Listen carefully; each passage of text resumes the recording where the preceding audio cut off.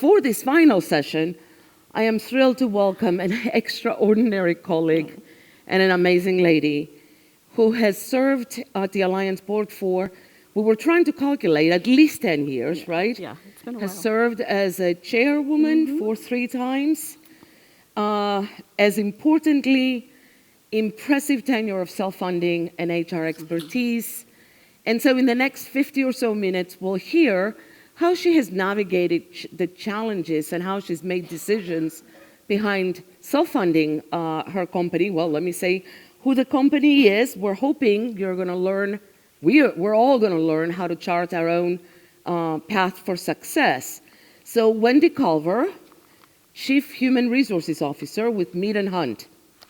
And Wendy leads human resources for Mead & Hunt. She oversees multiple programs fostering an exceptional company culture with opportunities for employees to work together and give back to their communities. Wendy supports employee growth through a robust professional learning development program and flexible schedules. Her dedicated recruitment efforts have led to a more diverse workforce, inclusive atmosphere, and greater job satisfaction year after year. Welcome. We're so thrilled. I'm personally thrilled to have you, and I have not seen you in such a long time. Thank you for having me. But thank you. We have some questions to begin with, Great. and then at the end, we'll get some audience questions as well. I love it. So let's start first about your journey. Tell us about your journey in self-funding. It's been a very long journey, I'm sure challenging up and down, and strategies, effective strategies that you've acted on, and then how have they evolved over time? So Mead & Hunt, when I first joined Mead & Hunt in 1996, we had about 130 employees, and we were actually, at that time, self-funded. We had been self-funded for probably 6 years prior to that. So we were kind of on the cutting edge of being self-funded before anybody really knew what that was. And we joined the Alliance, I believe it was in 1995 or 1996. We weren't part of the first employers that joined the Alliance, but we were some of the first. And we were actually kind of told we were crazy for doing self-funding because we were such a small company. Right. You know, when you get advice about being self-funded, they tell you that probably it's best if you have at least a few hundred people to help spread the risk around. Our board of directors said, no, we are looking at a 20% increase on our fully insured plan, and it's time for us to look at doing something different. So what we like to do is, over time, things have shifted. We've tweaked the plan over time. We've made adjustments. We've made changes. We've added additional plans as we've grown. We used to have 1 plan. Now we have 3. We're large enough now where we can do that. We're very fortunate in that respect. But I think just kind of monitoring the plan over time, being in it for the long haul is really important. You know, this isn't something that you get in and you say, well, we'll see how it goes for a little bit. And then if it doesn't go well in 6 months, 8 months, 12 months, first year, you get out. We made the commitment and we stuck with it and we've been very happy. So being the, I'm going to go off script, I'm so sorry. Good. Being the CHRO and working with your CFO and your CEO, what has that relationship been? You were self-funded before you joined Mead & Hunt. Do you have that support from kind of the top levels? Absolutely. Your colleagues at the C-suite? Absolutely. The CEO that was in charge of Mead & Hunt prior to our current CEO, he was actually one of the people that said we really need to go self-funded, and this was back in the early 90s. So he was always an advocate for that. And our current CEO, because he's seen how well the plan has done for us, he's like, this is great. And our CFO, anytime you can save money and a CFO sees that, they get very, very happy about that. Yes. So that's been a good relationship. Challenges. What challenges have you seen over the years? Challenges for us have been the fact that as we've grown, we've become more of a nationwide employer. And every time we've done a merger or an acquisition, that company has had its own plan. And so I would say probably back in the late 90s, early 2000s, it was very difficult for us to bring all of those new employees onto our plan because of the lack of network coverage. We didn't have opportunities like we do here in the Wisconsin area with the Alliance. The coverage wasn't so great in some of those locations. So we ended up having 6 or 7 different health insurance plans to kind of keep track of over time. Finally, about 7 years ago, we said, okay, we feel like there's enough network penetration throughout the entire country now that we can switch everybody over to self-funding. One of the challenges for that, though, was not knowing what those people's experiences were. Mm-hmm. You know, they were all fully insured plans, so we didn't have data like Ryan and Cora were talking about, so we were kind of bringing people in blindly, but it has served us very, very well over time. So that was one challenge. I think another challenge that we faced, and probably many of us did, when the Affordable Care Act came into play, as a self-funded employer, there were some things that we didn't have to do by law, but employees came to us and they said, hey, you know, we're hearing about all of these things that we're required to do for our health insurance plan. How come it's not in our plan? Mm. And trying to explain to them, well, because we're self-insured, we don't have to necessarily do that. We had a grandfathered plan. Right. So that was a held on to our grandfathered plan for quite a long time, and then finally we said, it's time to give that up. So some challenges like that. I think another challenge is employees, because it is your plan and you design it, sometimes I think that you've got ultimate control over everything. Like, why isn't this covered? Or can't you just make an exception for me here? Mm-hmm. And explaining to employees, being transparent about the fact that even though we have designed the plan and we own the plan, we still have a fiduciary responsibility to make sure that the plan is running properly for everybody. So we'll look at it. If we've got an opportunity to make a change, we will make the change, but it has to make sense. And it needs to be uniform for everybody. You can't just make exceptions Exactly. just because you like somebody or because somebody's your CEO, right? Or right. Yeah, we do. Right. We do hear those. Yeah. Mm-hmm. What choices or decisions did you make early in your career that have stood the test of time? I think the fact that we did go self-funded was just a brilliant decision they were very, very forward-looking when they made that decision. I would say some of the other decisions that we made were implementing multiple plans. I think the one plan that we had originally did serve us well, but now that our population has grown and has changed over time, it's really nice to be able to go in when we're doing a merger or acquisition and say, we've got 3 choices for you. That wasn't always an option for us to do, but I think that has really, really helped us with our recruiting and our retention. And just the Alliance has been wonderful in helping us sort through a lot of that. That is awesome. If I may ask a follow-up question to that. So we talked about diversity and how you've created this incredibly inclusive and diverse workforce. How does your plan fit kind of these different diverse populations? I think that's what you're talking about, right? Yeah. Being diverse, and how do they differ? The plans differ based on the level of coverage, the premium costs, how much the copays and out-of-pocket maximums are. One of the things that we do is for our health savings account, we do seed money for that. Mm-hmm. For families, we do provide money in the HSA. We provide it for our employee only as well. Kind of trying to steer some of our healthier, younger people into the HSA, explaining to them why it's such a benefit to participate in a plan like that. And making sure that we also have a plan that's benefit rich enough for people that need it. Right. You know, not everybody coming into Meet and Hunt is, 23 years old. Right. Some of us are a little bit older than that, and so we've got other health issues, and we're looking at a plan that is going to serve our needs. And so making sure that we have that diverse option has been really helpful. Thank you. Any of the decisions you made that you would have wanted them to go differently? I'm not going to say regret, because we shouldn't be. It's nice to test and understand our mistakes. Anything that you would have liked to have gone differently? I would say, and this is advice for all of us, I suppose, is get the Alliance involved when you're thinking about making some decisions or making major changes, or the data.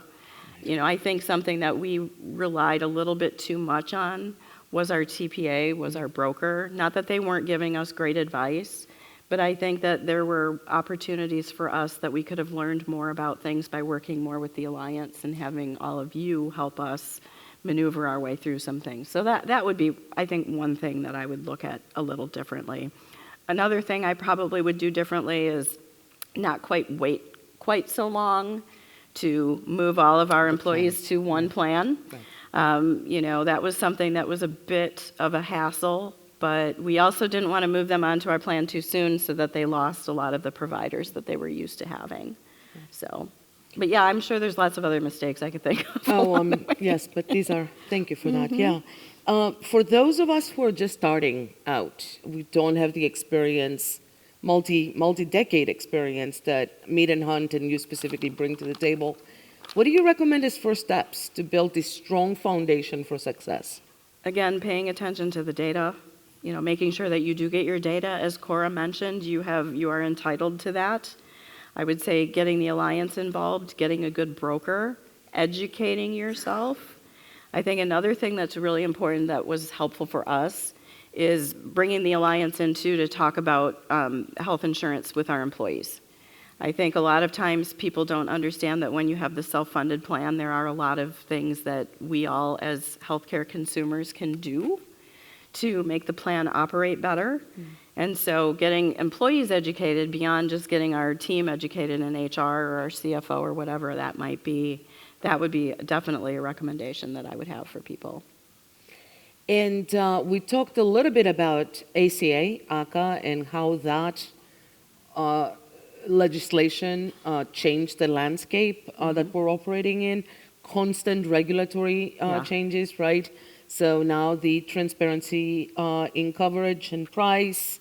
What advice would you give us for navigating these significant changes? We're seeing a lot of bills that may be coming through with transparency for drug pricing as well. So a lot of work at both the state and the federal level. How do we navigate best through lots of these changes? That is a challenge because trying to keep up with all of that is very difficult. I would say that, again, your employees will probably help you with that.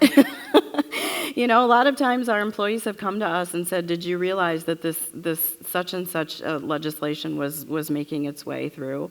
I would just say, just be a good healthcare consumer, continue to remain up to date, rely on your broker, rely on the Alliance to help you understand what the implications might be. Again, fortunately, with an ERISA plan, some of the state-by-state issues aren't quite as big of a deal, but there are a lot of things happening in Washington that can impact what we do in the long term. So, yeah, that's a challenge too. Yep. Wendy, so the Alliance made a very conscious decision for this symposium to, really with the exception of Cora, who's also an employer, so she's not a paid speaker. We spoke to partners, business partners, and employers the entire day, just reflecting on what you've heard today. What specific actions would you recommend for us to take back home? I have a feeling I know you're going to say data. Data, yes. Me too. I would say you have a group of people here that belong to the Alliance. Utilize those resources. Ask each other for suggestions, advice. If there's a way that we can all connect at some point, that would be lovely. I think that some of the changes that we've made to our plan have been because we've heard of what other companies have done. And so I think just utilizing the resources that we have available for us is just absolutely essential. We're all in this together. I think we all want to make healthcare better. And so whatever we can do to support one another and help each other do that, I think that's why the Alliance exists. Yes, so, thank you. Yeah. Do we have any, I know there was some, so if you would like to text your question, 608-571-3690. I don't know if it's on the board or not. Here it is. Jennifer, I think we're having some questions coming in, right? We actually had questions sent in before this session even started, which is great. There you go, yes. So what key lessons have you learned, or what strategies or initiatives have you implemented that have had lasting impact on employee well-being and organizational success? That's that's an excellent question, and I'm trying to think. I think probably one of the best things that we did was make sure that our employees really do understand what self-funding means, helping them understand what it means to be a good healthcare consumer. Talking about, do you really need to go to the emergency room or can you go to urgent care? Making sure you are doing your preventative visits so that things don't spiral out of control. Designing our plan such that we do reinforce people who have chronic conditions that they're getting their care so that the chronic conditions also don't spiral out of control. So I think, again, education, learning as much as you possibly can about what it means to be a good healthcare consumer, both as an employer purchasing healthcare, but also for your employees. How do you do that? How do you communicate with your employees? This is kind of a recurring theme because it is so difficult. It's not just the employees, it's the families at home as well. And sometimes it's the family members at home that are making the healthcare decisions, right? So how do we do that? We have actually brought in and had open houses where we've invited the families to come in and just ask us questions. Right. We've had people from the Alliance come in, people from some of our different PPO networks come in and talk about things. I think it's really interesting that you mentioned that because a lot of times employees also don't even realize how much some of these things cost. Right. We had a situation not long ago where we found out that we had an employee who was taking medication that was costing over $1 million a year. And we found this out during our renewal, of course, right? That's always when you find these things out. And our stop-loss carrier was basically telling us, we don't even want to touch you for renewal. And so now we were panicking, right? So we did have to get an attorney involved, and we actually sat that employee down and offered to pay for her to get off of our plan and onto a different plan that would still cover what she needed covered, but it would extricate her from our plan so that our entire plan for our 1,300 employees wasn't jeopardized. Right. When we talked to her, she was absolutely appalled. She said, I had no idea. I am so sorry about this. And we said, we're not telling you this to make you feel awful. We want to make sure that you just understand that we want to take care of you. We want to take care of our plan, and so we want to do what's best for everybody. And she ended up not taking the medication anymore under her doctor's approval. But again, just people don't understand a lot of times how much some of these things actually cost. We didn't even know. So I think just, again, taking care of your people, that's one of our values, our strong value of taking care of people. Sitting her down, explaining to her. We were really racking our brains trying to figure out how are we going to salvage our plan and also still take care of her. Wow. It worked out, but I hate the thought of telling somebody that we have to move you off of our plan because it's just, it was problematic. Wow. First of all, audience questions. Yes, please. I know Jennifer has a couple more. So during strategic planning for the Alliance, historically, one of the things we've thought about was private exchanges or defined contribution style plans. Will employers gravitate toward that? Self-funding it's work. It can be a lot of work. Mm-hmm. And so that's one of our scenarios. Like, will employers just kind of wave the white flag and move to a defined contribution style plan or put their employees on a private exchange? Can you talk a little bit about what your outlook is on that, either in general or for Mead and Hunt? Is that something that you've thought about? Should we continue to think about that strategic planning wise, or do you think that's not really going to happen? I would say that now that employers are so ingrained with healthcare and making sure that their employees are taken care of, that's probably not a strategy that Mead and Hunt would take. We like the fact that we have our self-funded plan, that we can do these things to take care of our people. And so, having a private exchange where we would say, okay, Mead and Hunt isn't going to offer insurance anymore, you can go out and find it yourself. I think that brings up a new set of challenges, trying to help your employees maneuver through that. So, Cheryl, to answer your question, at least for Mead and Hunt, that's probably not in the cards for us. Again, we like having that control. We're a little bit paternalistic that way. We like taking care of our people and making sure that they have what they need and keeping them healthy.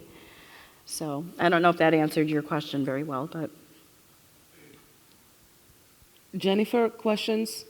Can you talk a little bit about how your plan design has changed over the years? Plan design has changed to the extent that we've taken one plan, kind of separated it out into three.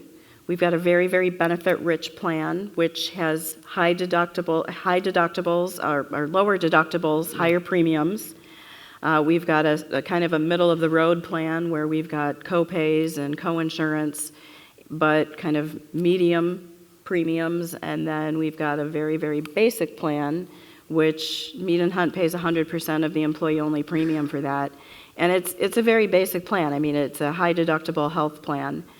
So I think what we've tried to do is take a look at our population, offer different plans for people in different phases of their life, different phases of their career. When they've got a young family, they might like our upper tier plan. When they're younger and just starting out, they might like the plan that we pay 100% of the premium for. We have done things with deductibles and coinsurance, kind of shifting the cost sharing from employer to employees in some cases. The plan design changes that we've made also have changed over time in terms of what is our population needing, looking at our data, right? So one of the things that we look at is we're pretty fortunate that we have a pretty healthy population of employees. And so we haven't had to implement a lot of plan design changes that take care of a lot of chronic conditions, but there have been some of that. So if we see that there's a need to do that, we will make those changes. And that's the beauty of being self-funded, is that every year you can take a look at it, decide maybe we don't need as much of this type of coverage as we did last year, and so we can change it going forward. But I would just say keeping an eye on it, monitoring, again, working with your data, working with your broker and your TPA to get that information has been really, really helpful for us. I have a follow-up question, if I may. So it was interesting in the previous session, Cora was talking about taking out of the network specific hospitals. And I was sitting, she couldn't see us. She said, I can't see you guys, but what do you think is more expensive, the insurance premium, the drug cost, or hospital prices? And that entire group over there were like, hospital prices. So we've seen the data, right? We all know the end of this movie.